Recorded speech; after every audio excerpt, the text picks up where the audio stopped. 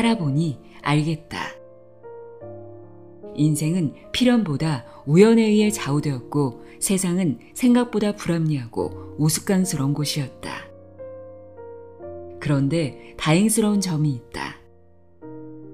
인생의 슬픔은 일상의 작은 기쁨으로 인해 회복된다는 사실이다.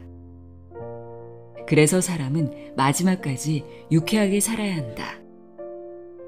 사소한 기쁨과 웃음을 잃어버리지 않는 한 인생은 무너지지 않는다. 그리고 그런 즐거움은 마음만 먹으면 주변에서 얼마든지 찾을 수 있다.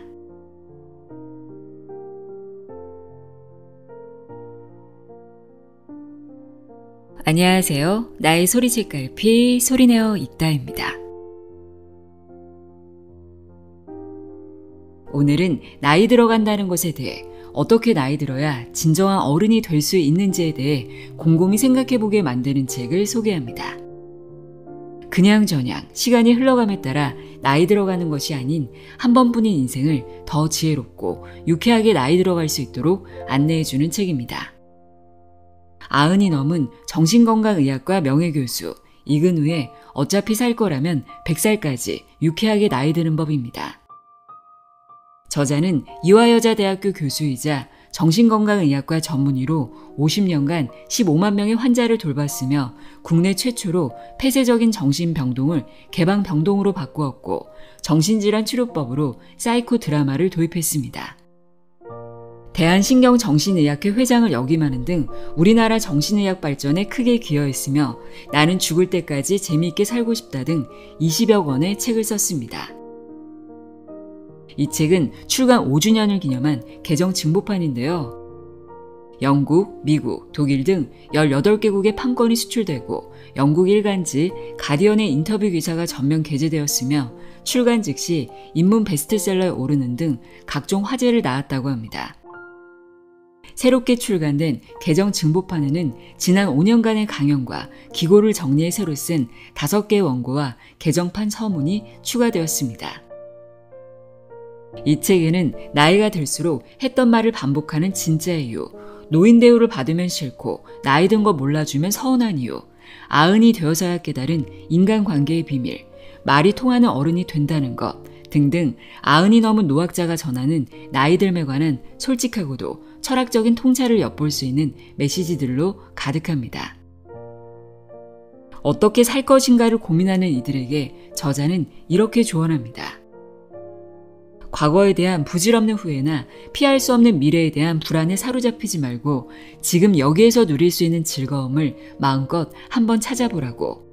사소한 기쁨을 잃지 않는 한 절대 인생은 무너지지 않는다고. 이것이 바로 마지막까지 유쾌하게 살아야 하는 진짜 이유라고 말입니다. 그럼 지금부터 후회 없는 삶을 살고 싶은 이들에게 전하는 마음 처방전. 이근우의 어차피 살 거라면 100살까지 유쾌하게 나이 드는 법 내용의 일부를 읽어드립니다. 귀 기울여 들어보세요.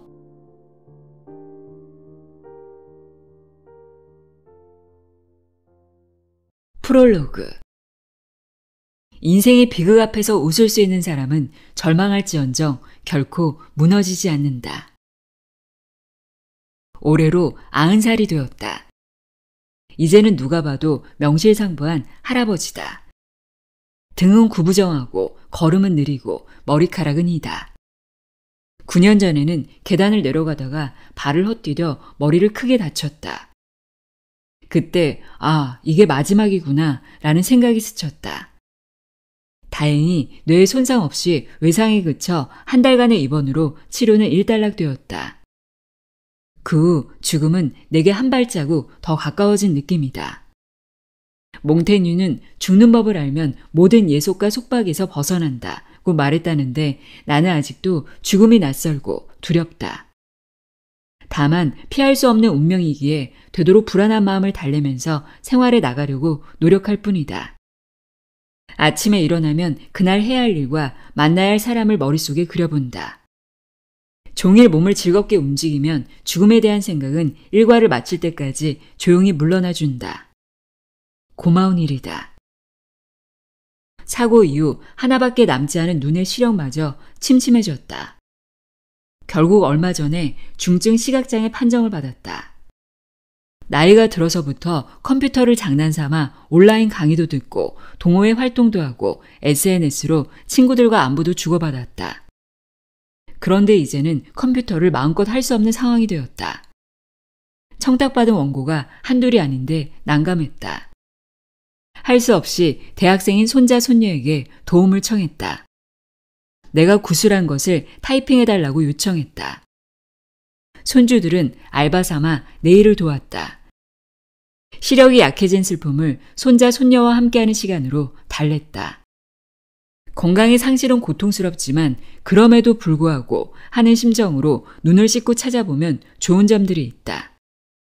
이가 없으면 잇몸이라는 속담이 괜한 말은 아니다.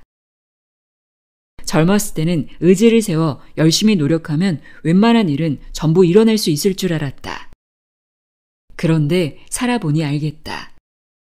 인생은 필연보다 우연에 의해 좌우되었고 세상은 생각보다 불합리하고 우스꽝스러운 곳이었다.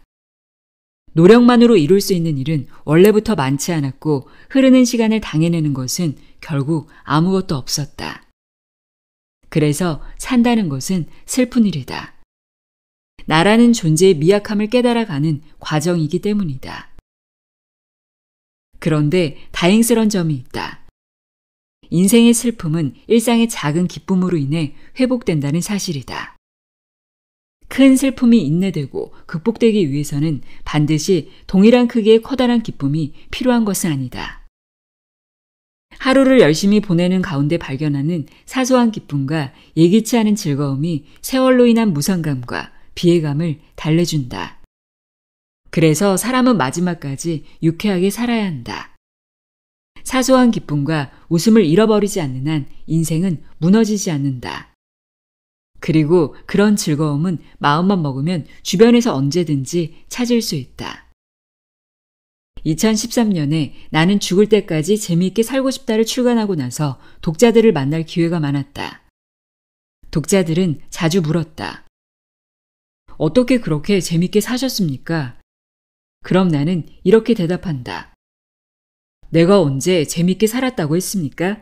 재밌게 살고 싶다고 했죠.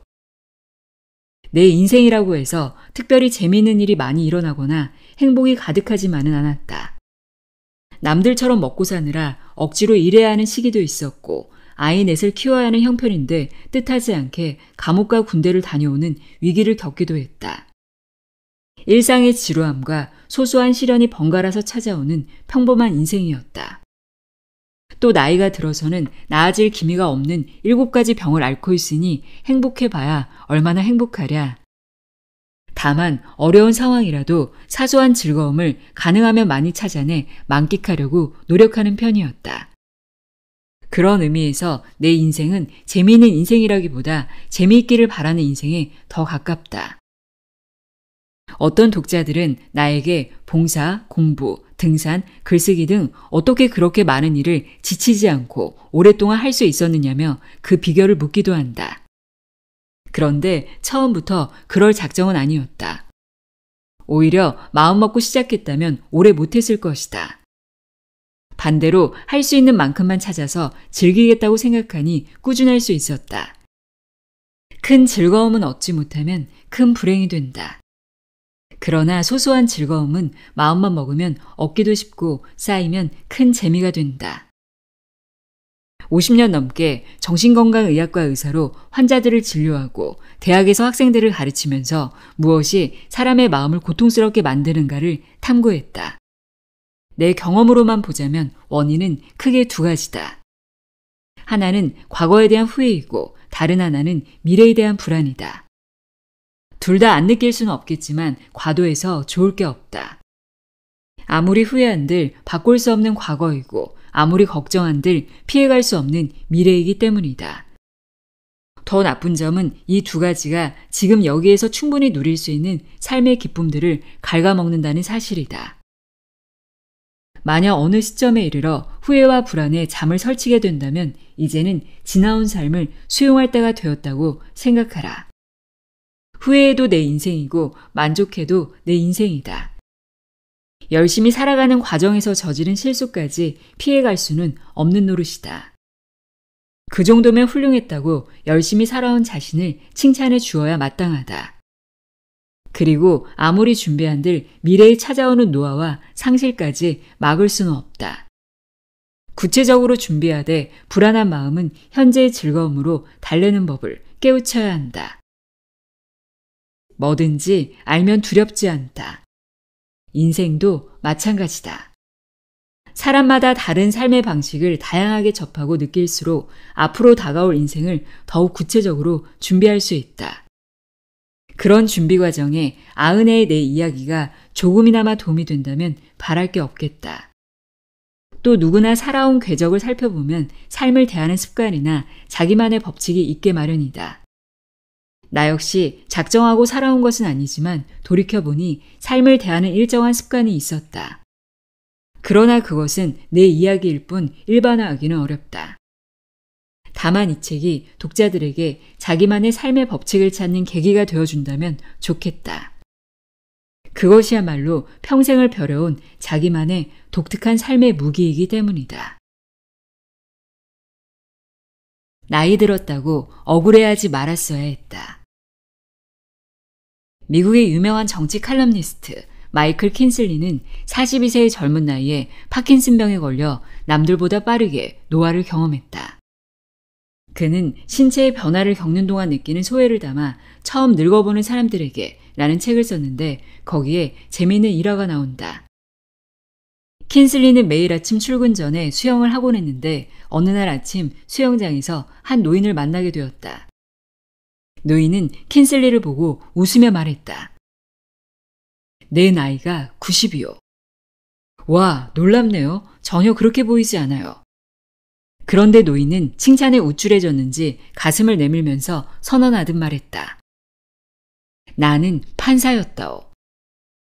나이까지만 말했으면 좋았을 것을 괜한 잘난 척이 킨슬리의 심기를 건드렸나 보다.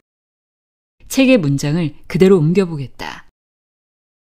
자신이 판사였다는 사실을 말하고 난 뒤 그의 얼굴에는 별 상관도 없는 얘기를 어리석게 해버렸다며 전전긍긍하는 표정이 스치고 지나갔다. 스스로를 한심해하는 것 같았다. 젊은 시절 자신이 판사였을 때는 그가 정말 판사였다면 처음 본 사람에게 다가가 말을 걸면서 자기가 판사라고 밝힐 필요성 따위는 전혀 느끼지 못했을 것이다. 그는 괜히 우쭐대다가 꼴이 말이 아니게 돼버렸다는 것을 깨달은 것 같았다. 그러면서 자신이 그토록 떨쳐버리고자 했던 생각, 즉 늙은 바보는 이제 한물 갔어 라는 생각을 하면서 수영장을 떠났다. 어쨌든 한 가지는 분명했다. 그는 한물간 노인네였다. 누구나 한 번쯤은 비슷한 부끄러운 경험을 했을 테다. 나만 해도 그렇다. 젊었을 땐 내가 왕년에로 시작하는 선배들 이야기가 그토록 지겨웠건만 언젠가부터 나도 모르게 과거의 영화가 입 밖으로 나온다. 그나마 후배들 앞에선 입단속을 한다. 백수가 된 시니어들끼리 모이면 이만한 고관 대작 모임이 없다. 대화의 주제는 대부분 과거에 잘 나갔던 이야기들이다. 왜 그럴까? 예전만치 못한 현재의 모습을 감추고 싶어서다. 옛 이야기지만 6.25 전쟁 때 북한에서 피난 온 사람들이 유행어처럼 쓰던 말이 있다. 나 이북에 살 때 금송아지 메고 살았어. 별 볼 일 없는 현재의 모습을 받아들이기가 어려워서 그런 말로라도 스스로를 위로하며 살았던 것이다. 잘난 사람 잘난 대로 살고 못난 사람 못난 대로 산다는 노래 가사가 있다. 그런데 잘난 사람은 잘난 대로 살기 쉬워도 못난 사람은 못난 대로 살기가 무척 어렵다. 우선 못남을 받아들이기가 힘들다. 바로 열등감이다. 정신분석학자 아들러에 따르면 열등감은 현재에 만족하지 않고 더 우월한 존재로 스스로를 발전시키는 원동력이다. 그러므로 꼭 나쁜 게 아니다. 그러나 열등감이 잘못 작동하면 열등 콤플렉스에 빠진다. 원래 못났으니 아무것도 이룰 수 없다고 지레 좌절해버리거나 자신의 열등감을 감추기 위해 스스로 우월하다고 거짓된 최면을 거는 식이다. 자본주의 사회는 열등감을 이용해 돈도 번다. 교수로 봉직하던 시절 백과사전을 판매하는 외판원이 연구실에 들렀다. 그는 명색이 교수라면 당연히 영국에서 나온 백과사전 한 질쯤은 소장해야 한다며 나를 설득하려 들었다. 하지만 그 많은 책을 전부 읽을 것 같지도 않았고 필요한 책은 도서관에서 충분히 빌려볼 수 있었다. 나는 돈이 없다는 이유로 거절했다. 그러자 그는 대출까지 알선해 줄 수 있단다. 내가 끝까지 거절하자 그는 회심의 한 방을 날렸다. 교수님은 이 대형 백과사전을 갖고 있지 못하는 것을 부끄럽게 생각하셔야 합니다. 자존심을 건드려 팔아보려는 수작이었다. 나는 이렇게 대답했다. 안 그래도 부끄럽게 생각하고 있습니다. 결국 외판원은 백기투항하며 자신이 왜 그런 말까지 했는가를 설명했다. 그는 거절하는 사람에게 다시 구매를 권하는 매뉴얼을 갖고 있는데 매뉴얼의 마지막 단계가 열등감을 자극하라는 것이었다. 그때 만약 내 수중에 충분한 돈이 있었다면 어땠을까? 나도 잘난 체 하고 싶은 마음에 사전을 사들이고는 후회했을 것 같다. 그만큼 열등감은 강렬한 감정이다. 나이가 들수록 특히 열등감을 조심해서 다뤄야 한다. 나이가 들면 나빠지는 것이 많다. 우선 건강이 예전 같지 않다. 생활의 활력이 줄어들다 보니 우울감도 쉽게 찾아온다. 경제적으로도 상당히 위축되고 사회적인 영향력도 줄어든다. 특히 우리나라는 굉장한 명함사회다. 출신 학교, 최종 학력, 공식 직함으로 사람을 구분하길 좋아한다.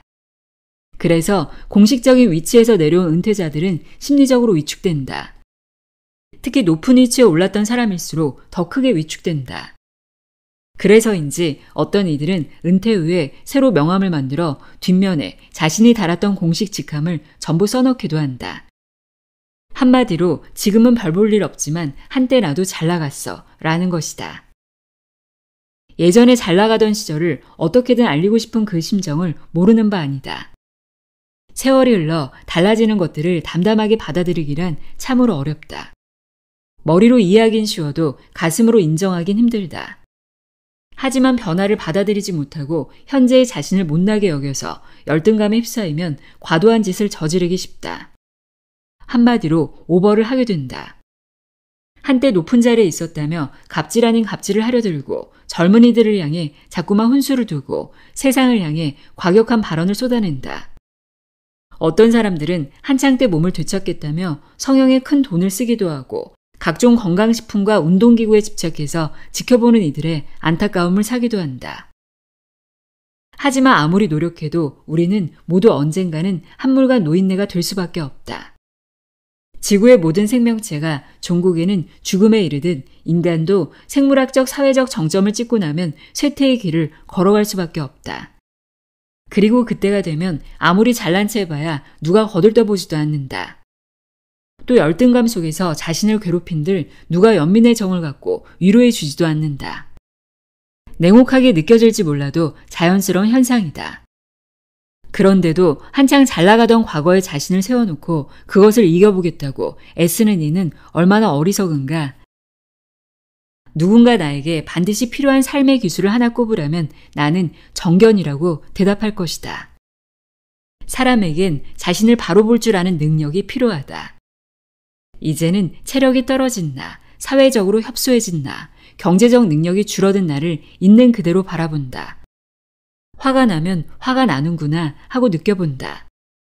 무엇을 잘못해서 지금에 이른 것이 아니다. 과거의 나는 그대로 멋졌고 현재의 나는 이대로 괜찮다.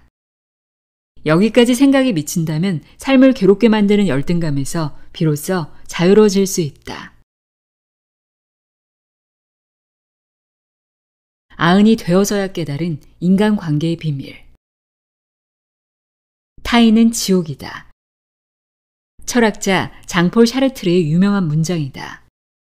사람과 더불어 살아갈 수밖에 없는 인간은 필연적으로 다른 사람을 신경 쓰고 그의 눈치를 본다. 홀로 살아갈 수 없는데 다른 사람의 속은 명쾌하게 알 도리가 없으니 마음이 늘 불편하고 찜찜하다. 또 자기 자신에 대한 평가도 타인의 눈을 통해 이루어진다. 그렇게 우리는 자유를 잃는다. 타인의 시선이라는 감옥에 갇히고 마는 것이다. 타인은 지옥을 우리식으로 표현하면 인맥과 평판이 아닐까? 내가 젊었을 때는 인간관계가 매우 중요했다. 선택에 필요한 중요한 정보들은 사람과 사람을 통해 이어졌다. 좋은 취직자리, 알짜배기 투자 정보, 학군지 정보 같은 것이 사람의 입을 통해 은밀히 아름아름 전해졌다.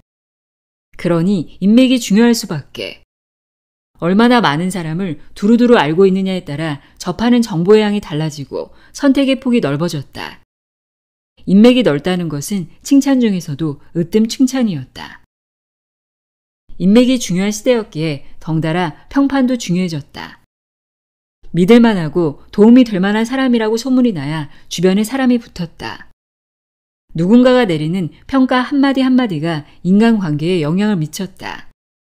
그래서 누가 무엇을 부탁하든 거절하기가 힘들었다. 직장 상사의 명령에 복종하고 친구가 부르면 피곤해도 나갔다. 이것이 우리 세대 사람들의 보통 모습이었다. 그들에게 나는 없었다. 우리라는 무리 속에 끼인 내가 있을 뿐이었다. 하지만 요즘은 어떤가? 정보는 더 이상 사람과 사람 사이에서만 흐르지 않는다. 스마트폰을 타고 빠르고 평등하게 흘러든다. 그러다 보니 자기 자신을 누르면서까지 특정 무리에 끼어 있을 필요도 없다. 인맥이 없어도 먹고 사는데 크게 지장이 없다. 그러므로 욕구에 따라 자발적으로 관계를 맺어도 괜찮다. 나는 그 점이 참 부러웠다. 억지로 맺고 힘들게 유지하는 관계가 아니라 호의를 바탕으로 맺은 관계가 대세가 된다니 희망적인 변화라고 생각했다.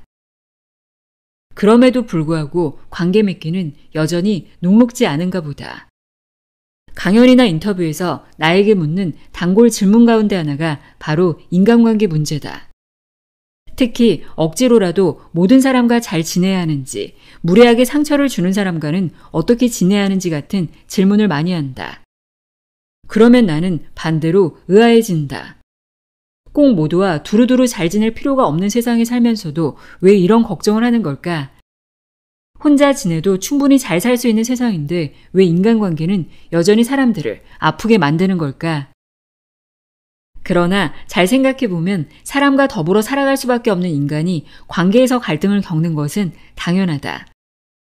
혼자 자유롭고 싶은 욕구와 함께 행복해지고 싶은 욕구, 이 두 가지는 시대를 막론하고 인간이라면 동시에 가지는 상반된 욕구다.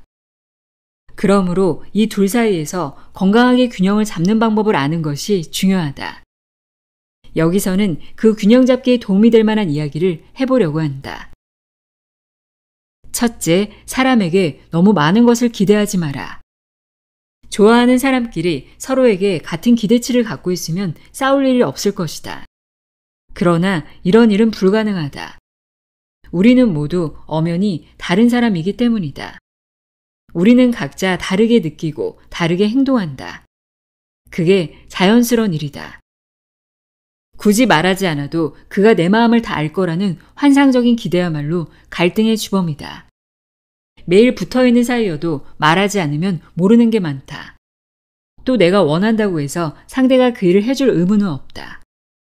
각자에겐 자유의지가 있다. 그 의지를 틀어막으려고 하는 사람 곁에 머물고 싶은 이는 아무도 없다. 서로가 지키고 싶어하는 자유의 영역, 그것을 존중하지 않으면 관계는 어긋난다. 언젠가 큰아들은 내가 죽으면 재산은 끝이라고 선언했다. 그 말을 듣고 나는 알았다고 하고 한마디만 했다. 내가 죽고 나면 제사를 이어받을 사람은 큰아들이므로 내가 상관할 바가 아니라고 선을 그었다. 오히려 죽고 나면 아무것도 모를 나에게 미리 말해준 게 고마웠다. 이 얘기를 듣고는 당사자인 나보다 더 분개한 사람들도 덜어 있었다. 하지만 내가 여전히 자식들과 가깝게 지내는 데는 이런 성급기가 한몫한다고 나는 믿는다. 나와 같기를 바라는 허망한 기대를 버려야 서로 다른 느낌, 생각, 행동을 존중할 수 있다. 둘째, 외로움을 꼭 사람으로 달랠 필요는 없다. 기대를 버리고 나면 외로움이 밀려올지도 모른다. 이 세상에 누가 내 마음을 알아줄까 싶어 허탈해지기도 한다. 하지만 외로운 마음을 꼭 사람으로 달랠 필요는 없다. 함께 있으면 마음이 편안해지는 장소나 존재도 충분히 좋은 친구다. 나는 마음이 허전하고 쓸쓸해지면 산을 찾곤 했다. 산에 올라 텐트를 치고 그 안에 누우면 꼭 엄마 품에 안긴 듯 포근해지고 편안해지고 다시 살아갈 힘이 났다. 산 덕분에 가족과 동료들에게 친절을 베풀고 환자들의 이야기를 경청하며 열심히 일할 수 있었다. 반려동물을 가장 믿음직한 친구로 꼽는 사람들도 있고 바다에 가면 저절로 울분이 풀린다는 사람들도 있다. 그것이 무엇이든 간에 안정감과 기쁨을 주고 행복을 느끼게 해주는 대상이라면 좋은 친구다. 언제라도 두 팔을 벌려 나를 환영해주는 친구가 이 세상에 있다는 것만으로도 마음은 편안해진다. 셋째, 미움에도 에너지가 든다는 사실을 명심하라. 젊어서 마당발로 불리던 친구가 있었다. 무슨 일만 일어나면 사람들은 이 친구부터 찾았다. 그러던 것이 세월이 흐를수록 그를 찾는 사람이 줄더니 나중에는 아무도 연락하지 않는 외톨이가 되었다. 왜 그렇게 된 걸까? 그는 그야말로 손절의 전문가였다. 자기가 충고한 대로 따르지 않는 사람과는 아예 연락을 끊었다. 그러다 보니 점차 친구가 줄었고 나중에는 혼자가 되어버렸다. 꼭 그렇게까지 사람을 쳐내야 하나 싶지만 그는 그래야만 직성이 풀렸다. 결국 외로움을 감당해야 하는 처지가 되었지만 말이다. 자기 뜻대로 되지 않는 사람을 미움으로 단죄하려는 사람들이 있다. 그러나 상대에게만 상처를 입히는 미움은 없다. 미워하는 동안 자기가 가진 에너지와 시간도 함께 소진된다. 특히 나이가 들수록 시간과 에너지는 무엇과도 바꿀 수 없는 소중한 자원이다. 그것을 미워하는 자에게 쏟는 것이 과연 올바른 선택일까? 차라리 그에 대한 관심을 끄고 하고 싶은 일과 할 수 있는 일에 에너지를 집중하는 편이 후회를 덜 남긴다. 그러니 미움이 마음을 휩쓸 때는 꼭 기억하기를. 미움에도 에너지가 든다는 사실을 말이다. 넷째, 사람이 그리울 땐 먼저 다가가라. 아흔이 되어서야 알게 된 것 하나. 사람에 대한 미움보다 그리움이 더 오래 남는다는 것이다. 이제는 나에게 무례했던 타인의 행동이나 서로 상처 주고 싸운 기억은 잘 떠오르지 않는다. 오히려 그때 좀 더 다정할 걸, 옹졸하게 굴지 말 걸, 그 마음을 더 존중해 줄 걸, 좋은 것을 더 나눌 걸 하는 아쉬움과 그리움이 온 마음을 차지한다. 좋은 일만 생기는 관계는 없다. 사람을 사귀다 보면 화나고 억울한 일도 덜어 겪는다. 그래도 다행인 점은 나중에는 좋았던 일이 훨씬 오래 기억에 남는다는 것이다. 사람으로 인해 상처를 입어도 사람으로 인해 다시 치유되고 행복해진다. 인간관계가 때론 지긋지긋하더라도 끝내 사람을 포기하지 말아야 하는 이유다. 나이가 들수록 외로움이 자주 찾아든다. 그럴 때는 나는 생각나는 사람에게 전화하기를 주저하지 않는다. 그도 나를 반길까? 나를 좋게 기억할까? 괜한 얘기만 하게 되지 않을까? 같은 걱정은 일단 미뤄둔다.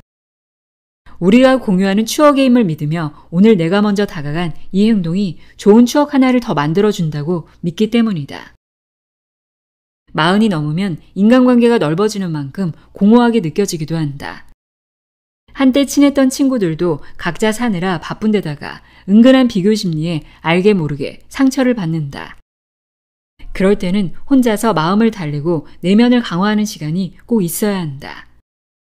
하지만 그 시기가 지나면 다시 사람을 찾게 되는 때가 온다. 그때가 되면 주저하지 말고 먼저 친구에게 다가가기를. 친구도 당신을 그리워하고 있다. 사람은 사람을 떠나 살 수 없다는 당연한 진실을 당신은 좀 더 일찍 깨닫기를 진심으로 바란다. 할아버지라 부르면 싫고 나이 든 거 몰라주면 노엽다. 흔히들 생애 주기를 유아기, 청소년기, 성인기, 중장년기, 노년기로 구분한다. 나이가 들어감에 따라 달라지는 역할을 기준으로 구분해 놓은 것인데 다음 단계로 이행할 때는 누구나 불안정함으로 인한 불안과 고통을 경험한다. 그래서 사람들은 그 갈래마다 통과 의례를 만들어 두었다. 역할 변화를 공식적으로 알리고 그 과정에서 경험하는 불안감을 달래기 위해서다. 과거에는 성인식, 결혼식, 장례식 등이 주요 통과 의례였고 요즘은 입학이나 취직도 이에 속하지 않을까 싶다. 그런데 노년기로 넘어갈 때 우리가 행하는 특별한 통과 의례가 있을까? 곰곰이 생각해보니 떠오르지 않는다. 옛날에는 60세만 넘어도 오래 살았다며 환갑잔치를 벌였는데 요즘은 환갑은 생략하고 칠순부터 잔치를 한다. 그것도 가족끼리 조촐하게 기념하고 넘어가는 경우가 대부분이다. 그러다 보니 도대체 몇 살부터 노인이라고 여겨야 하는지 헷갈린다.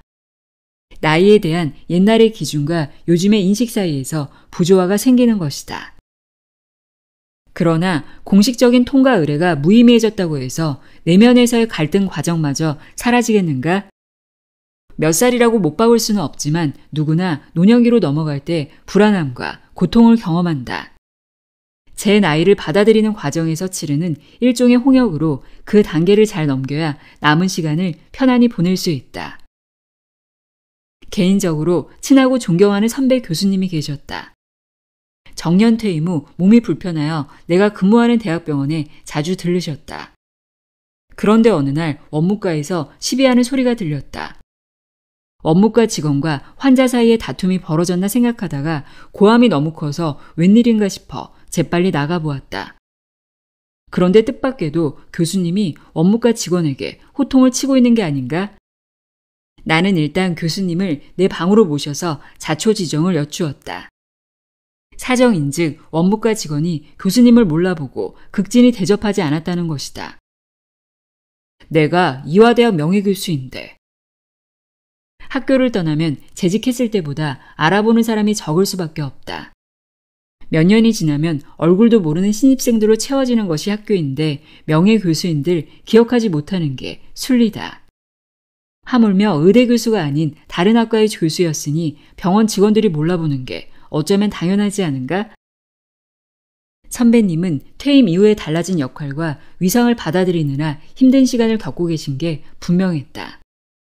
학자로서의 내공뿐만 아니라 한 인간으로서도 훌륭한 성품을 지녔기에 평소 존경하고 따르던 선배님이었는데 뜻밖의 상황에 나도 적잖이 당황했다. 그만큼 노년기로의 이행이 결코 쉽지 않다는 방증이었다. 나는 그날 이후 퇴임에 앞서 미리 마음의 준비를 해야겠다고 결심했다. 교수도 의사도 아닌 그냥 할아버지 이근우를 되도록 자연스럽게 받아들이려면 연습이 필요하다고 생각했다. 일종의 나이듦 훈련이었다. 내가 연습 장소로 택한 곳은 지하철이었다. 우선 지하철의 승객들은 모두 낯선 사람들이기 때문에 그들이 나를 신경 써주지 않더라도 별로 서운하지 않을 것 같았다. 또 지하철에는 노약자에게 자리를 양보하는 문화가 있어서 내가 몇 살처럼 보이는지를 확인하기에도 편리할 것 같았다. 나는 노약자 석을 피해 일반석에 가까이 서봤다. 아주 복잡하지 않은 시간대라서 서 있는 사람이 몇 명 없었다. 둘러보니 내가 제일 나이가 많아 보였다. 내 앞에는 한 젊은이가 앉아 있었다. 나는 그가 나에게 자리를 양보할지 무척 궁금했다. 그런데 몇 정거장이 지나도록 그는 요지부동이었다. 심지어 눈을 지그시 감고 외면했다. 그때 내 마음에서 이런 감정이 올라왔다. 이 친구 봐라. 어디 얼마나 버티는가 한번 보자. 나는 웬만해서는 노약자석 근처에는 얼씬도 하지 않던 사람이었다. 노약자석은 정말 힘든 사람들이 배려받아야 하는 자리라고 생각해서다. 별로 힘들지도 않은데 나이가 많다는 이유로 불필요하게 배려받아야 할 이유가 전혀 없으며 그건 자리 양보 문제에서도 마찬가지였다. 그런데 젊은이가 나를 어떻게 대우하는지 한번 보자고 마음먹으니 그의 행동이 눈에 거슬리는 게 아닌가? 나는 목적지에 내릴 때까지 그에게 레이저를 쏘면서 서 있었다. 첫 연습치고는 충격적이었다. 하지만 한 번의 체험을 일반화할 수 없다는 생각이 들어 다른 지하철에 올랐다. 이번에는 앞에 앉아있던 고등학생쯤 되어 보이는 친구가 용수철처럼 벌떡 일어났다. 할아버지, 여기 앉으세요. 그런데 나는 이번에도 충격을 받았다. 뭐? 내가 할아버지라고? 그리고 아까 자리를 양보해주지 않았던 청년에게 품었던 노여움이 똑같이 일어났다. 나는 어정쩡한 몸짓으로 학생에게 말했다. 다음 정거장에서 내리니까 괜찮아요. 그러고는 목적지도 아닌 다음 역에서 내려버렸다. 나는 혼잣말을 내뱉었다. 참 이중적이다. 나이 든 거 몰라줘도 싫고 할아버지라고 불러줘도 싫다니. 나는 나이, 위계, 권위 같은 문제 앞에서 상당히 쿨한 사람이라고 스스로를 여겨왔다. 권위적이지 않은 아버지, 친구 같은 선배, 의사 같지 않은 의사가 가장 나다운 모습이 아니던가? 그런데 정작 일면식도 없는 사람들이 나를 나이에 걸맞게 대우해주지 않는다고 속으로 불같이 화를 내다니. 민낯이 드러난 것 같아 두 볼이 화끈했다. 나이 들었다고 대접받고 싶어 하면서도 정작 노인 대우는 회피하려는 내 모습이 권리는 전부 누리려고 하면서도 책임과 의무는 피하려고만 하는 사춘기 소년과 겹쳐 있었다. 나이 듦에 대한 이중성을 통렬히 깨달은 그날 이후 나는 꾸준히 그런 마음을 고쳐나가려고 노력했다. 우선 정년을 앞둔 사람에게 할아버지라는 호칭이 그리 틀린 것은 아니었다. 그럼에도 나는 그 호칭에 거부감을 가졌던 게 분명했다. 하지만 내가 노여워한다고 해서 노화가 멈추거나 다시 젊어지는 일은 일어나지 않는다. 그저 받아들이느냐, 받아들이지 못하느냐의 차이일 뿐. 그런데 현실을 부정해봐야 결국 내 손해다. 할아버지 대우를 받을 때마다 분노하고 힘들어하는 사람이 바로 나일 테니까. 나는 이런 과정을 거치면서 나이를 자각하고 받아들였다. 내 나름의 홍역을 치른 셈이다. 다행히도 이제는 지하철에서 젊은이가 자리를 양보해주면 허허하고 웃을 수 있게 되었다. 고맙다는 인사도 잊지 않는다. 반대로 자리를 양보해주지 않아도 노여움은 없다. 그저 이 친구가 몹시 피곤하구나 하는 생각 정도만 들 뿐이다. 노년기로 넘어가는 통과 의례를 무사히 거쳤기에 찾아온 평화라고 생각한다. 내 주변을 살펴보면 정도만 다를 뿐 누구나 비슷한 홍역을 치렀다. 나이 든 거 몰라주면 서럽고 노인 대접 받기는 싫고 하는 정서는 언젠가 한 번은 찾아오는 보편적인 감정이다. 만약 어느 날 당신에게서 이런 이중적인 태도를 발견하게 되면 그저 통과 의례를 거치고 있다고 생각하라. 홍역을 잘 치르면 면역이 생겨서 더 건강해지듯이 통과 의례를 잘 거치면 평화로운 삶이 기다리고 있다. 말이 통하는 어른이 된다는 것. 젊었을 적에는 노인들과 대화할 때 늘 두 가지 의문이 들었다. 하나는 왜 노인들은 영양가 없는 말을 많이 할까? 이고 다른 하나는 왜 목소리가 저렇게 클까? 였다. 대개 노인들의 말은 한번 시작되면 구구절절 이어지는 경우가 많았다. 듣는 입장에서는 짧게 마무리될 이야기가 끝없이 길어지니 영양가가 없게 느껴졌다. 게다가 분위기에 적합한 내용이 아니면 듣기에도 민망했다. 한창 때는 보석 같은 가르침을 논리적으로 해주시던 선배님들이 나이가 들어 중언부언하는 모습을 지켜보면서 안타까울 때가 한두 번이 아니었다. 특히 학회 같은 토론장에서 한번 마이크를 잡으면 놓지 않는 선배님도 많았다. 사회자가 사인을 보내도 아랑곳하지 않고 하고 싶은 말을 죄다 쏟아놓고 가시는 뒷모습을 보면서 나는 나이가 들어도 저러지 말아야지 하고 다짐했다. 그런데 지금 생각하면 그 선배인들 비슷한 다짐을 하지 않았을 리가 없다. 아빠, 자녀들이 내가 하는 말을 가로채고 손가락 셋을 펴보일 때가 있다. 벌써 세 번째 하는 말이라는 의미다. 이제 그만하라는 경고 아닌 경고다. 나는 그럴 때마다 움찔한다. 전에 말한 기억이 없는데 혹시 듣기 싫어서 거짓말을 하는 게 아닌가 싶은 의심도 들지만 자녀들의 말이 맞을 것이다. 그래서 나는 말을 시작할 때 조심스럽게 덧붙인다. 전에도 말한 적이 있지만. 가끔 내가 중요하게 여기는 가치들을 자녀들에게 이야기해주고 싶을 때가 있다. 그럴 때 나는 최대한 유머를 섞어가며 꼰대 같지 않은 방식으로 말을 걸려고 한다. 그런데 아이들의 반응이 아빠 썰렁해로 돌아오면 참 무안하다. 아이들의 눈에는 내가 옛날에 그 선배들처럼 보이겠구나 라는 생각이 들어서다. 이런 핀잔을 들을 때도 있다. 아빠, 엄마하고 싸우지 마세요. 안 싸웠어. 내가 언제 싸우는 거 봤니? 싸웠잖아. 막 소리 지르고. 대화의 톤이 높아진 것을 보고 하는 말이다. 나이가 들면 귀가 어두워지는 만큼 목소리도 커진다. 내가 안 들리니까 상대도 똑같이 안 들릴 거라고 여겨서다. 아내도 나만큼 늙었으니 두 노인의 대화가 한창 젊은 딸에게는 마치 싸우는 것처럼 들렸을 것이다. 젊은 시절에 저러지 말아야지 했던 노인의 모습을 고스란히 반복하는 나를 보면서 혼자 피식 웃을 뿐이다. 이제 명실상부한 노인이 되었으니 변명해보자. 나이가 들면 왜 말이 많아질까? 첫째는 집중력 저하다. 말에는 목적이 있다. 그 목적을 달성하기 위해 여러 가지 이야기들을 곁들인다. 나무로 치자면 굵은 기둥이 전하고 싶은 말이고 장가지들이 이야기 소재다. 굵은 기둥과 장가지 사이에는 인과관계가 촘촘히 얽혀 있다. 그런데 집중력이 저하되니 인과관계를 쉽게 놓치고 연상에는 비약이 생긴다. 한마디로 장가지를 따라가다가 길을 잃는 것이다. 어느새 정신을 차리면 도대체 왜 이 얘기가 나왔지 싶고 이야기는 수습하기 힘든 지경에 이른다. 둘째는 경험이 쌓여서다. 나이가 들면 살아온 횟수만큼 다양한 경험이 방대하게 쌓이고 사람과 세상을 판단하는 나름의 잣대도 확고해진다. 그래서 해주고 싶은 말 또한 많아진다. 도와주고 싶어서, 안타까운 마음에 바로잡아주고 싶어서, 함께 기뻐해주고 싶어서 여러 가지 이유로 젊은이들에게 가르침을 주려고 한다. 하지만 노인의 가르침이 현재를 살아가는 젊은이들에게 정말로 영양가가 있을까? 과거에는 노인의 지식이 귀하게 여겨졌다. 노인 한 사람이 죽는 건 도서관 하나가 불타 사라지는 것과 같다는 말이 통용될 정도였다.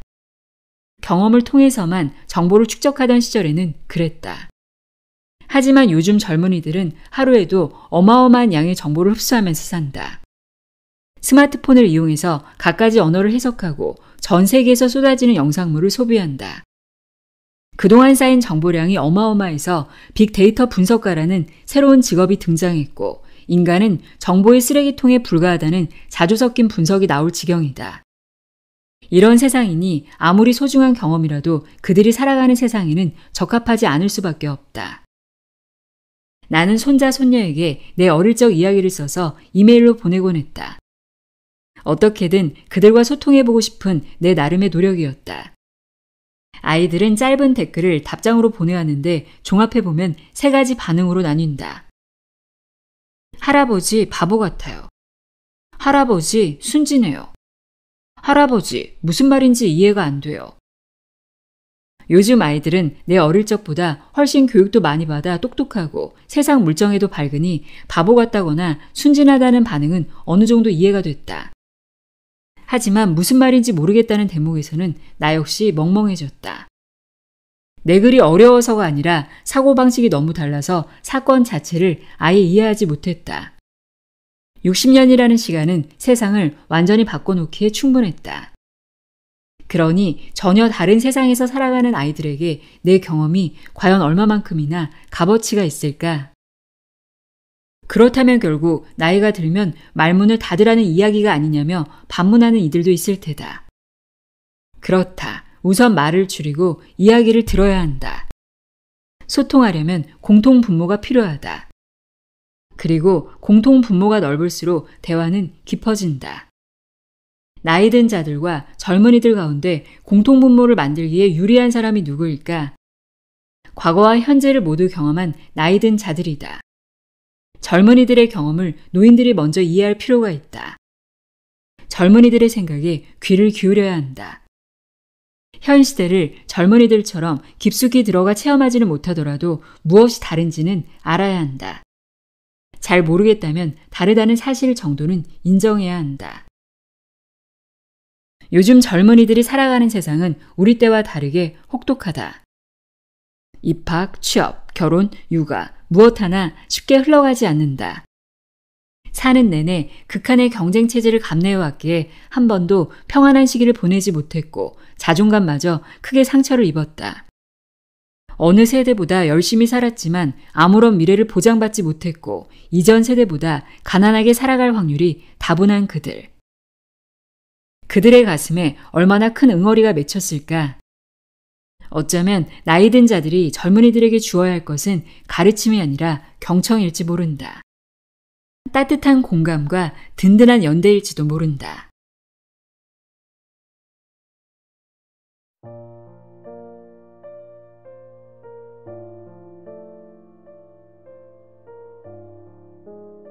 이근우의 어차피 살 거라면 100살까지 유쾌하게 나이 드는 법 읽어드렸습니다.